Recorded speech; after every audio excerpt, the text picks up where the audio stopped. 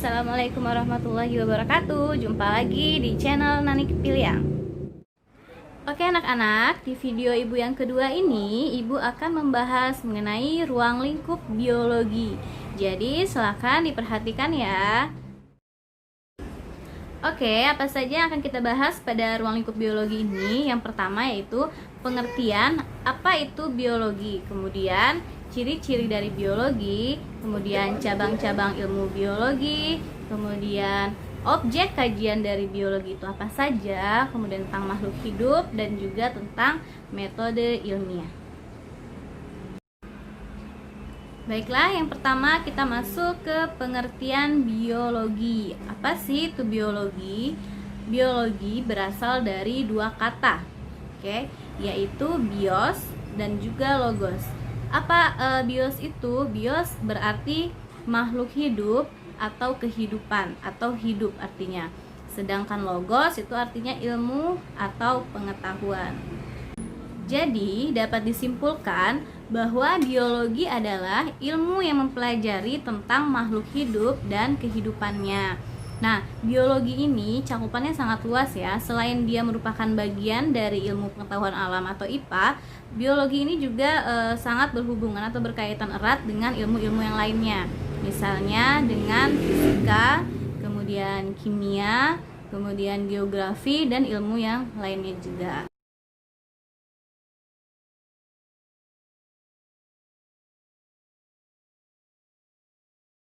Oke, sekarang kita masuk lagi ke ciri-ciri biologi. Apa saja sih ciri-ciri dari ilmu biologi itu?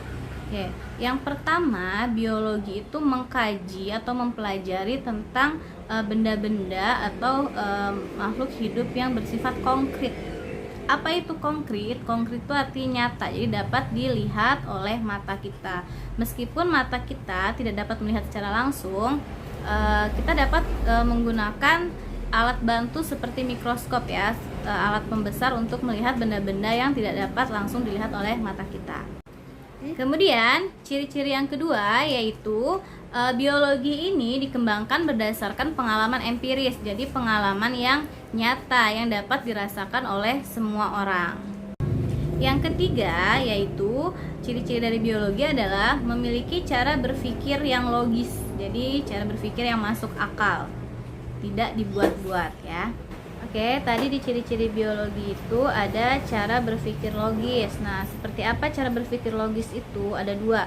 Jadi cara berpikir logis ada yang disebut cara berpikir deduktif, kemudian ada juga cara berpikir induktif. Cara berpikir deduktif yaitu cara berpikir yang berawal dari umum ke khusus, sedangkan cara berpikir induktif adalah dari khusus ke umum. Oke, ciri-ciri yang keempat yaitu biologi itu menggunakan langkah-langkah yang sistematis. Langkah sistematis ini langkah yang seperti apa? Itu langkah-langkah yang saling berurutan, yang jelas urutannya seperti apa, sehingga nanti kalau ada orang lain juga yang ingin membuktikan gejala tersebut, dia telah memiliki langkah-langkah yang sama sehingga akan menghasilkan hasil yang sama pula, seperti itu. Oke, ciri-ciri selanjutnya yang kelima yaitu kajian biologi ini nanti akan bersifat objektif, jauh dari subjektif. Jadi harus berpihak pada kebenaran hasil yang didapat ya, tidak berpihak pada kepentingan perorangan ataupun kepentingan kelompok-kelompok tertentu. Yang terakhir yaitu yang keenam, jadi kajian dari biologi ini dia bersifat hukum. Apa yang dimaksud dengan bersifat hukum? Yaitu ketentuan yang berlaku umum. Dimanapun diberlakukan, hasilnya akan sama yang didapatkan. Oke, sekarang kita masuk ke pembahasan mengenai cabang-cabang ilmu biologi. Jadi pada biologi ini sangat banyak sekali cabang ilmunya. Yang pertama yaitu kita akan membahas mengenai morfologi. Apa itu morfologi? Morfologi adalah cabang ilmu biologi yang mempelajari tentang struktur bagian luar dari tubuh makhluk hidup. Nah, contohnya bisa kalian lihat pada gambar ya. Pada gambar di situ ada berbagai macam jenis atau paruh dari burung ya. Ada burung elang yang memiliki paruh yang tajam di ujung karena dia makan adalah daging, sehingga elang itu perlu mencabik daging yang akan dia makan ya. Jadi kenapa itu paruhnya di ujungnya sangat tajam. Kemudian ada juga paruh pipit. Paruh pipit itu kecil ya, karena dia hanya memakan biji-bijian burung pipit. Kemudian ada paruh bangau. Kenapa bangau itu struktur paruhnya sangat panjang? Nah, karena bangau ini kan dia memakan ikan ya, untuk mengambil ikan di air. Seperti itu. Kemudian ada bebek. Kenapa bebek paruhnya seperti itu? Karena biasanya kan bebek itu mengambil makanan yang terdapat di lumpur-lumpur gitu ya. Oke, lanjut ke contoh dari morfologi ya. Di sini contoh berikutnya ada morfologi wajah manusia. Oke, bisa kalian lihat di situ ada beberapa orang dari berbagai negara. Yang pertama itu ada dari Tiongkok atau Cina yang pakai baju putih ya. Kemudian ada Kajol dari India. Kemudian ada itu James Reid dari Filipina, tapi dia masih keturunan Australia ya. Kemudian ada siapa namanya itu, Kim So Hyun ya, Kim So Hyun dari Korea. Nah, ternyata bentuk wajahnya itu berbeda-beda ya. Yang pertama bisa kalian lihat dari bentuk matanya. Kalau Cina dan Korea itu biasanya matanya berbentuk sipit. Kemudian dari India dan Eropa itu biasanya matanya besar atau belok ya. Kemudian hidungnya, biasanya kalau dari India itu lebih mancung ya hidungnya. Kemudian dari bentuk pipinya juga berbeda. Kemudian dari bentuk apanya lagi, wajahnya ada yang berbentuk oval, ada yang berbentuk bulat. Nah, itu merupakan ciri-ciri dari morfologi ya. Itu salah satu contoh dari morfologi. Oke, masih ada lagi ya contoh dari morfologi, yaitu bisa kalian lihat pada gambar selanjutnya, itu morfologi daun. Daun walaupun sama namanya daun, tapi memiliki struktur bagian luar yang berbeda-beda, yaitu bentuk yang berbeda-beda. Misalnya saja bisa kalian lihat di situ ada yang berbentuk oval, kemudian ada yang berbentuk seperti jari, kemudian ada yang berbentuk bulat dan lain sebagainya. Di sekitar kita bisa kalian lihat juga antara daun, bentuk daun jambu ya, dengan bentuk dari daun singkong itu sangat berbeda gitu ya. Dan daun-daun jenis-jenis tumbuhan yang lainnya juga itu memiliki morfologi yang berbeda-beda. Oke, cabang ilmu biologi yang lainnya yaitu anatomi. Kalau tadi morfologi adalah mempelajari tentang struktur bagian luar dari tubuh makhluk hidup, sekarang anatomi adalah cabang ilmu biologi yang mempelajari tentang struktur bagian dalam dari tubuh makhluk hidup. Apa saja struktur bagian dalam tubuh makhluk hidup bisa kalian lihat ya di contoh. Di situ ada gambar contoh anatomi tubuh manusia. Ada otak, kemudian ada hati, kemudian ada jantung, kemudian ada lambung, ada paru-paru, kemudian ada apalagi di situ, ada ginjal, ada usus. Nah, bisa dilihat sendiri di situ ya. Jadi di situ ada contoh dari anatomi tubuh manusia. Oke, kita lanjut ya ke cabang ilmu biologi yang lainnya, yaitu ada fisiologi. Fisiologi ini adalah cabang ilmu biologi yang mempelajari tentang fungsi dari alat tubuh makhluk hidup. Oke, kita lanjut ya ke cabang ilmu biologi yang lainnya, yaitu ada namanya histologi. Histologi ini adalah cabang ilmu biologi yang mempelajari tentang jaringan tubuh dari makhluk hidup.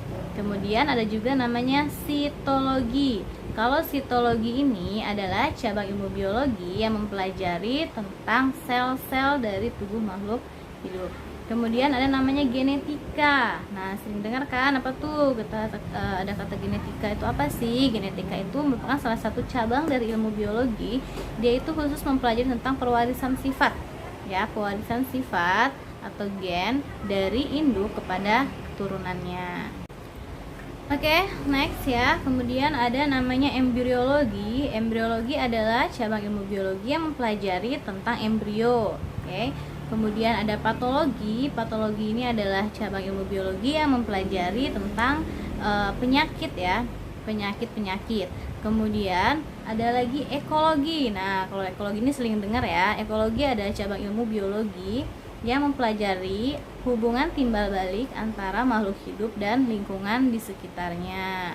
Oke, kemudian ada namanya taksonomi. Taksonomi ini adalah cabang ilmu biologi yang mempelajari tentang pengelompokan dari makhluk hidup. Oke, next lagi ada namanya zoologi. Dari kata zoo yang artinya hewan. Jadi zoologi ini adalah cabang ilmu biologi yang khusus mempelajari tentang hewan. Kemudian ada botani.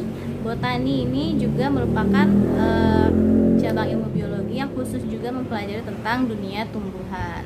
Oke, kemudian ada mikrobiologi. Mikrobiologi yaitu dari kata mikro, jadi mikrobiologi ini adalah cabang ilmu biologi yang mempelajari tentang mikroorganisme ya, khusus mikroorganisme atau jasad renik. Oke, kemudian ada mikologi. Kalau mikologi merupakan cabang ilmu biologi yang mempelajari tentang jamur. Oke, next ya, kita lihat di situ ada bakteriologi. Kalau bakteriologi yaitu cabang ilmu biologi yang mempelajari tentang bakteri. Kemudian lanjut lagi ada virologi. Virologi ini adalah cabang dari ilmu biologi yang mempelajari tentang virus. Nah, apa itu virus? Apakah virus itu makhluk hidup? Oke. Kemudian ada entomologi. Entomologi ini merupakan cabang ilmu biologi yang mempelajari tentang serangga. Oke, lanjut. Kemudian ada orniologi. Orniologi ini adalah cabang ilmu biologi yang mempelajari tentang burung. Oke, ya. Oke, lanjut pada objek kajian biologi. Yang pertama ada molekul. Molekul ini adalah bagian terkecil yang terdiri atas 2 atau lebih ikatan atom. Oke, lanjut ke objek kajian yang berikutnya. Objek kajian biologi yang berikutnya yaitu sel. Oke, sel adalah bagian terkecil, struktural dan fungsional dari tubuh makhluk hidup. Jadi makhluk hidup dia dapat dinyatakan sebagai makhluk hidup karena dia memiliki sel. Kalau tidak punya sel berarti bukan makhluk hidup. Jadi bagian terkecil dari tubuh kita adalah sel. Ya. Ada yang disebut dengan uniseluler, ada juga yang disebut dengan multiseluler. Apa itu? Nah, kalau misalnya uniseluler berarti itu makhluk hidup yang memiliki satu sel saja di tubuhnya. Ya, berarti cuma satu sel aja. Kemudian kalau misalnya multiseluler atau organisme multiseluler itu berarti organisme yang memiliki banyak sel dalam tubuhnya. Contohnya kita manusia. Sel itu kan tidak dapat ya, satu sel itu tidak dapat dilihat langsung oleh mata kita. Jadi kita harus menggunakan alat bantu mikroskop untuk dapat melihat sel tersebut. Oke, lanjut. Kemudian ada jaringan. Nah, apa itu jaringan? Jaringan merupakan kumpulan dari beberapa sel yang memiliki struktur dan fungsi yang sama. Dia akan berkumpul membentuk jaringan ya. Kemudian ada juga organ. Apa itu organ? Organ merupakan kumpulan dari beberapa jaringan yang memiliki struktur dan fungsi yang berbeda. Jadi jaringan-jaringan yang tadi tuh yang punya struktur dan fungsi yang berbeda, dia akan bergabung membentuk suatu organ. Apa itu organ? Contohnya kalau pada manusia ya ada mata. Mata itu merupakan salah satu contoh organ. Kemudian jantung, kemudian paru-paru itu merupakan contoh dari organ dan lain sebagainya ya. Kemudian ada sistem organ. Nah, sekarang apa sistem organ? Sistem organ merupakan kumpulan dari beberapa organ yang saling bekerja sama membentuk suatu sistem. Contohnya apa? Misalnya ada sistem pernafasan, ada sistem saraf, kemudian ada sistem pencernaan, ada sistem peredaran darah. Nah, kenapa dia disebut sebagai sistem? Karena dia terdiri dari beberapa organ yang saling bekerja sama. Contohnya seperti sistem pernafasan. Sistem pernafasan ada beberapa organ yang saling bekerja sama, yaitu di mana udara pertama melalui rongga hidung kita, kemudian dia akan masuk ke ke tenggorokan, kemudian akan lanjut ke paru-paru. Nah, itu kan melewati beberapa organ ya yang saling bekerja sama sehingga dia disebut sebagai sistem pernafasan. Oke, kemudian nanti dari berbagai sistem organ ini dia akan saling bekerja sama lagi membentuk organisme atau individu. Contohnya manusia. Manusia ini kan dalam tubuhnya sangat kompleks, terdiri dari beberapa sistem organ yang saling bekerja sama, yaitu kita memiliki sistem pernafasan, kita memiliki sistem pencernaan, kita memiliki sistem saraf, kita memiliki sistem peredaran darah ya dan lain sebagainya. Oke, kemudian kumpulan dari beberapa individu itu dia akan membentuk populasi ya. Jadi individu atau organisme yang sejenis yang sama yang meninggal di suatu tempat tinggal di suatu tempat, dia akan membentuk populasi. Contohnya populasi manusia ya. Kemudian ada juga kumpulan populasi, nanti dia akan membentuk suatu komunitas ya. Kemudian kumpulan dari komunitas-komunitas dia akan membentuk suatu ekosistem. Begitu pula kumpulan ekosistem nanti dia akan membentuk bioma. Oke, sekian dulu video kita yang membahas mengenai ruang lingkup biologi ya.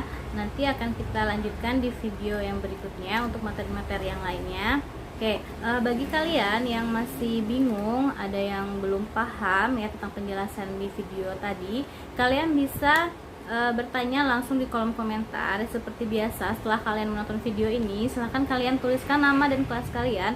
Kemudian apabila ada pertanyaan, tuliskan juga pertanyaan di bawah kelas kalian. Misalnya nama A, kemudian kelas 10, kemudian pertanyaannya apa, nanti akan ibu bahas di video berikutnya ya. Akan ibu jawab pertanyaan-pertanyaan kalian di video berikutnya ya.